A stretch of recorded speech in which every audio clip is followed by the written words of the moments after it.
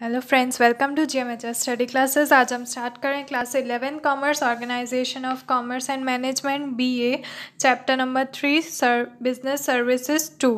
Friends, इस पर 2 videos already uploaded है जिस पर मैंने बेसिक जो इम्पोर्टेंट टॉपिक्स थे उनको हाफ ऑफ द चैप्टर को कवर कर लिया है। आज के इस वीडियो में हम स्टार्ट करें सब्सिडियरी फंक्शंस ऑफ बैंक। जो फर्स्ट पार्ट था मेन फंक्शंस ऑफ बैंक जो क्या होते हैं वो मैंने प्रीवियस वीडियो में एक्सप्लेन किए हैं। तो आज हम जो टॉपिक स्टार्ट करें वो होते हैं सब्सिडियरी फंक्शंस ऑफ बैंक। जो मेन फंक्शंस होते हैं उसके अलावा बैंक जो साइड में और फंक्शंस करती है जो हमें अभी तक हम उससे फैमिलियर नहीं है, वो सारे फंक्शंस यहाँ पे देखेंगे। टोटल 8 फंक्शंस हैं सब्सिडियरी फंक्शंस जो मैंने इस पूरे कंप्लीट वीडियो में डिटेल में एक्सप्लेन किए हैं। तो फर्स्ट से स्टार्ट करते हैं। फर्स्ट सब्सिडियरी फंक्शंस में आता है to look after the financial transaction of the customer.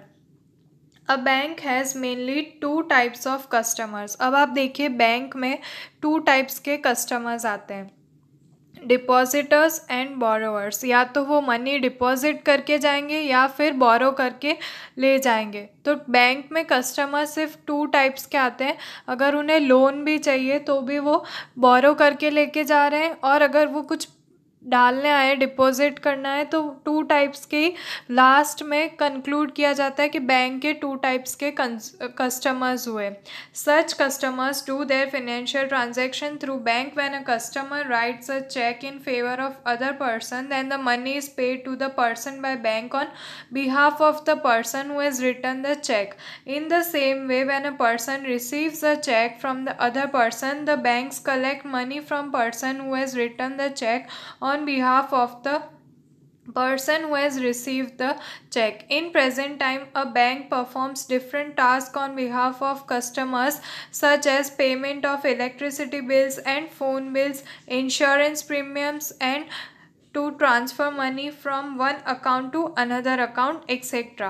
तो अब यहाँ पे आप देखिए फ्रेंड्स, यहाँ पे दिखाया गया है कि बैंक्स जो है वो चेक भी रिसीव करती है, और जिस थर्ड पर्सन के लिए जो राइट कर रहा है चेक को, जिसने चेक लिखा है, जिसके लिए लिखा है, उसको जो पेमेंट दे रही है बैंक, वो अपने बिहाफ पे दे रही है। उस जो पर्सन जो अकाउंट होल्डर है पर्टिकुलर बैंक का, उस बैंक के अकाउंट होल्डर ने किसी और के लिए चेक लिखा है कि जिसका अकाउंट किसी और बैंक में है। तो बैंक जो पेमेंट करेगा वो उस पर्सन के बिहाफ पे उस थर्ड पर्सन को जिसके लिए चेक है, जो चेक रिसीव करेगा, उसको पेमेंट कर रहा है। तो यहाँ पे ये सारे फंक्शंस भी बैंक करेगी, और सामने एक और बैंक है जो पर्सन रिसीव करने वाला है उसके बिहाफ पे वो बैंक पैसा कलेक्ट करेगी। मतलब पहले ट्रांजैक्शन 2 बैंक्स के बीच में हो रहा है और उसके बाद 2 अकाउंट होल्डर्स के अकाउंट्स में मनी ट्रांसफ़र हो जाते हैं। उसके बाद आप देख सकते हैं यहाँ पे बैंक्स सिर्फ चेक रिसीव करना और डिपॉजिट करना, उसके अलावा दूसरे भी काम करती है, दूसरे टास्क भी परफॉर्म करती है, जैसे कि इलेक्ट्रिसिटी बिल पे करती है on behalf of account holder. अगर अकाउंट होल्डर का अकाउंट है तो उनके बिहाफ पे इलेक्ट्रिसिटी बिल्स पे कर देती है, फ़ोन बिल्स पे कर देती है, इंश्योरेंसेस पे कर देती है, और ट्रांसफ़र भी कर देती है मनी एक अकाउंट से अनदर अकाउंट तक, जो अब इस टाइम में बहुत ही इजी और सिंपल हो गया है through net banking. Net banking से हम सारे बिल्स और वो सब पे कर सकते हैं। बट यहाँ पे जो बात की गई है वो डायरेक्टली जब बैंक से पेमेंट होते थे तब इसमें नेट बैंकिंग को कंसिडर नहीं किया गया है। उसके बाद देखते हैं सेकेंड पॉइंट में है to do transactions associated with foreign exchange. अब ऐसे ट्रांजैक्शंस जो फॉरेन एक्सचेंज से एसोसिएटेड है वैसे ट्रांजैक्शंस भी बैंक करती है, means international transactions. Nowadays, import-export business is done compulsorily through banks. Foreign exchange is required for import-export business.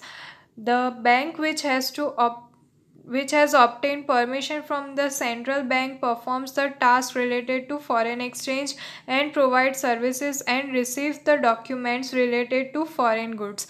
अब यहाँ पे क्या होता है, अगर फॉरेन एक्सचेंज करनी हो तो हमें बैंक थ्रू ही करना पड़ता है। अब ये रूल्स में कंपलसरीली हो गया है, गवर्नमेंट ने कंपलसरी कर दिया कि अगर आप फॉरेन ट्रेड कर रहे हो कोई भी, अगर आपको पेमेंट्स लेने हैं या देने हैं तो वो बैंक से ही होंगे, और जो बैंक्स करके देगी वो भी सेंट्रल गवर्नमेंट डिसाइड करेगी कि कौन सी बैंक को अपॉइंट किया जाएगा। जो वो बैंक्स होगी अपॉइंटेड, वही ये फॉरेन एक्सचेंज जो ट्रेड होगी उसके ट्रांजैक्शंस करेगी।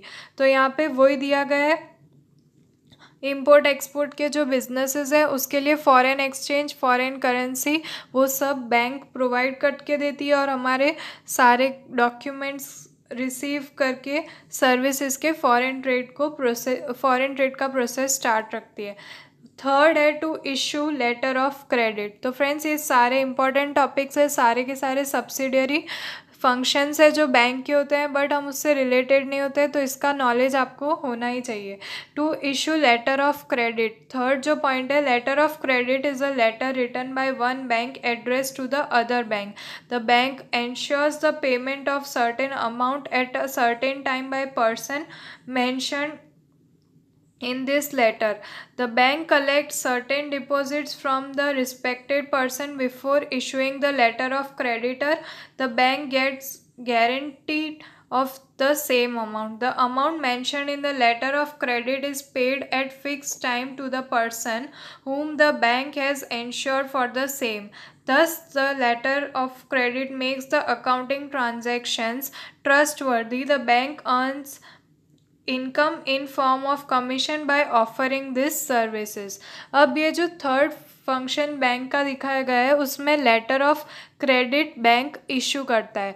इसका मतलब क्या होता है? Letter of credit means credit पे किसी को पैसे देने होते हैं उसके लिए लेटर ऑफ क्रेडिट इशू करता है। जैसे कि कोई अकाउंट होल्डर है जिसे किसी को पेमेंट देना है बट वो अभी इनसफिशिएंट है, जो नहीं पे कर सकता है अगर वो, तो बैंक उसके बिहाफ पे एक लेटर ऑफ क्रेडिट इशू करके देगी जिस पे गारंटीड लिखा होगा और एक फ़िक्स टाइम किया जाएगा, एक फ़िक्स डेट दी जाएगी कि उस पर्टिकुलर टाइम तक वो पेमेंट उसे दिया जाएगा। तो इससे जो अकाउंट होल्डर है उसके भी नीड सेटिस्फाइड हो रही है और जो सामने रिसीवर है वो भी सेटिस्फाइड है, और बैंक को इसमें कमीशन मिलता है। जो भी कमीशन होगा वो मिलेगा बैंक को, तो बैंक अर्न कर रहा है कमीशन, तो वो ये सर्विस करके देता है।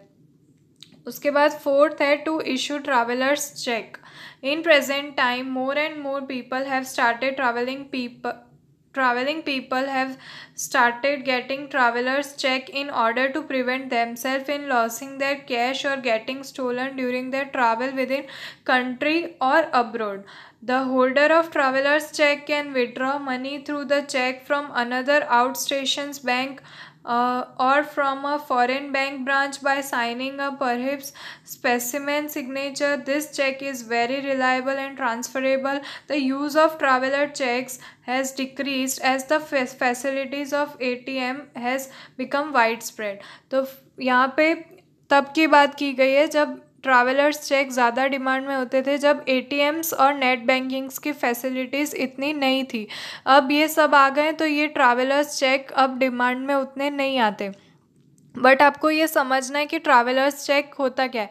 ट्रैवलर्स चेक वो सारे चेक्स होते हैं जो बैंक क्रिएट करके देता है जब भी किसी को ट्रैवल करना होता था विद इन द कंट्री और अब्रॉड। अगर अब्रॉड जाना होता है या फिर विद इन द कंट्री कहीं ट्रैवल करना होता है तो उन्हें कैश अपने साथ ले जाने की, और स्टोलन हो जाए या तो फिर उनका चोरी हो जाए, वो सारा अमाउंट उन सब का डर रहता था। तो जो ट्रैवलर्स होते थे वो बैंक से ट्रैवलर चेक इशू करवा लेते थे, और वो चेक वो कहीं पे भी थ्रू आउट द कंट्री या फिर अब्रॉड में साइन करने से और थोड़ी फॉर्मेलिटीज़ करने से वो वहाँ से विड्रॉ कर सकते थे अपने अकाउंट में से पैसे। तो ये सेफ़ रहता था। बट अब एटीएम्स और नेट बैंकिंग्स की वजह से ये ट्रैवलर चेक अब इतने डिमांड में नहीं रहते। उसके बाद फिफ्थ पॉइंट है services of demand drafts. Demand drafts जिसे डीडी भी कहा जाता है। Demand draft is a cheque written by bank in favour of branch of the same bank. The name of the person is mentioned in demand draft and an order is issued to pay the amount to the person whose name is written on the draft. Draft is a secured medium while sending money to person or firm. The person or the firm desirable to send money fills in a certain form and requests the bank to issue the draft. On the basis of this request, the bank writes the name of the receiver of the money on the draft and orders its branch or its associate bank to pay the amount. The sender pays the bank not only the amount mentioned in the draft but also the commission for the same. In the bank issues such draft which can be encashed and enhanced in its own city, then it is called pay order. तो demand draft DD जो होता है वो एक demand note होता है जो fill करके सेंडर जो होता है वो मनी के साथ वो ड्राफ्ट दे देता है और बैंक उसके बिहाफ पे जाके पेमेंट कर देता है. उसे पे ऑर्डर भी कहा जाता है. बहुत ही शॉर्ट है और सिंपल टॉपिक है जो डिज़ायरेबल मनी बैंक रिक्वेस्ट करके दूसरा पेमेंट करता है और ये सारी सर्विसेज पे बैंक अपना कमीशन लेता ही है, इसलिए सब्सिडरी सर्विसेज में इंक्लूडेड है. 6 नंबर का पॉइंट देख लेते हैं. To provide information related to credit of a person associated with bank. अब क्रेडिट ऑफ अ पर्सन देखना है, जो इंफॉर्मेशन रिलेटेड होती है उसमें बैंक की क्या services. The bank does frequent financial transactions on the basis of which the bank is well aware of the financial capabilities of its customers. Any firm or institute consider the information provided by bank more liable in such dealings where credit transaction is required and the firm or the institute wants to check liability of the firm or institute. The bank issues solvency certificate for the same. अब यहाँ पे bank हमें credit कितना है person का वो भी यहाँ पे बताएगी. जो क्रेडिट इन डिटेल्स होती है वो, जैसे कि the bank does frequent financial transactions. ऐसे जो फाइनेंशियल फ्रीक्वेंटली ट्रांजैक्शंस चलते रहते हैं उस पे से उसके कस्टमर्स का क्या रिकॉर्ड रहा है, उसने कितने ट्रांजैक्शंस किए हैं, वो सब से बैंक डील करता है. कौन कितने का लायबल है, कौन सी कंपनी कितना अर्न करके बैंक में दे रही है, वो सब रिकॉर्ड्स बैंक रखता है और एक सॉल्वेंसी सर्टिफिकेट क्रिएट करके देता है कि हाँ इसके पास इतनी अमाउंट यहाँ पे उसने शो की है. तो ये एक प्रूफ होता है उसकी इनकम के लिए भी, और आप कह सकते हैं सॉल्वेंसी सर्टिफिकेट जो बैंक इशू करके देता है. तो लास्ट टॉपिक आ गया है 7 टॉपिक, ये कंप्लीट हो जाएगा. यहाँ पे आप देख लीजिए. To provide services as an underwriter. अब यहाँ पे एज एन अंडर राइटर कौन सी सर्विस प्रोवाइड करके दे रहा है bank. When a company comes to the market for collection of capital it always has fear whether it will get the amount for issues or not. The company finds difficult to run the business if it does not get the minimum amount. At the same time, the bank ensures full or minimum amount of subscriptions in case of receiving less applications amount as compared to underwriting by bank. That amount will be subscribed by bank by way of buying securities. तो यहाँ पे आप देख सकते हैं जब भी company market में अपने शेयर्स या अपनी सिक्योरिटीज़ लेके आती है, और कब लेके आती है सिक्योरिटीज़ एक कंपनी मार्केट में, वो जब भी लेके आएगी जब उसे कैपिटल की रिक्वायरमेंट होगी. जब किसी कंपनी को इन्वेस्टमेंट की रिक्वायरमेंट रहती है तब वो अपने सिक्योरिटीज़ और शेयर्स मार्केट में लेके आते हैं. उसके बाद उस पर सब्सक्रिप्शंस चार्जेस होते हैं जो आपको शेयर या सिक्योरिटी परचेज़ करने के लिए उसमें पैसे इन्वेस्ट करने पड़ते हैं. तो कंपनी के पास बहुत सारा कैपिटल कलेक्ट हो जाता है, बट जितना कंपनी ने सोचा उतने अगर इन्वेस्टर्स कंपनी को नहीं मिलते तब जो पर्टिकुलर बैंक होती है वो उन्हें इंश्योर करके देती है अंडर राइटर सर्विस में. यहाँ पे ये जो अंडर राइटर सर्विस दिखाया गया है उसमें यही बात है कि जो बैंक है वो इंश्योर करके देगी कंपनी को कि वो ये सारे सब्सक्रिप्शंस में चार्जेस पे करेगी, वो सारे सिक्योरिटीज़ में या तो फुल या मिनिमम इन्वेस्ट करेगी और कंपनी को उसमें प्रॉफिट अर्न करने के लिए उनको कैपिटल इंक्रीज करके देगी। उसमें से बाद में जो भी प्रॉफिट होगा वो बैंक अर्न करेगा। तो ये भी सारी सर्विसेज है जो बैंक एज अ अंडरराइटर यहाँ पे प्रोवाइड करके दे रहा है। सॉरी, लास्ट एक 8th अभी रह गया है। 8th पॉइंट है to provide other related services such as ATMs, demat, safe deposit vaults. अब यहाँ पे ATMs और जो लास्ट में सारी सर्विसेज हमें दी जाती है वो सब यहाँ पे कंसिडर की गई। The bank also provides its customers the facilities like ATMs, demats and safe deposit vault. In additions to this, it also provide facility of credit cards and debit cards to the customers। तो friend ATM आपको पता होगा, automated teller machine जो यहाँ पे installed होते हैं, हम देख सकते हैं और डिपॉजिट भी कर सकते हैं और विड्रॉ भी कर सकते हैं। अब दोनों फैसिलिटीज़ प्रोवाइडेड है। उसके बाद डीमेट अकाउंट्स, जैसे आपको ऑनलाइन ट्रेड करना हो, जहाँ पे भी शेयर्स आपको लेने हो या फिर वहाँ पे सेल करने हो, परचेज सेलिंग जो भी ऑनलाइन ट्रेडिंग चलता रहता है उसमें आप डीमेट अकाउंट्स बैंक्स का यूज़ कर सकते हैं। सेफ डिपॉजिट वॉल्ट्स जो हमें लॉकर्स का भी जो बैंक फैसिलिटी प्रोवाइड करके देता है। तो ये सारी अदर रिलेटेड सर्विसेज है जो हमें बैंक प्रोवाइड करके देता है।